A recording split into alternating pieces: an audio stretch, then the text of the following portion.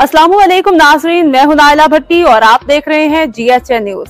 शामिल करते हैं आज की अहम खबर। झावरियां सरगोदा से खबर शामिल करते हैं। हाजी जफर अब्बास की रिपोर्ट के मुताबिक कमिश्नर सरगोदा डिवीज़न सरगोदा मोहम्मद जहांजेब खान अवान ने directorate general for religious education DGRE दीनी मदारस के हवाले से मीटिंग का इनेकाद किया, जिसमें additional commissioner coordination Sargodha, additional commissioner admin Sargodha Syed Azhar Abbas, director admin DGRE Mehar Umar Daraz Jhawari, deputy director NCHD Sargodha Asif Ali Tarar, assistant director education NCHD Sargodha, दीगर इदारों के सरबराहान ने शिरकत की।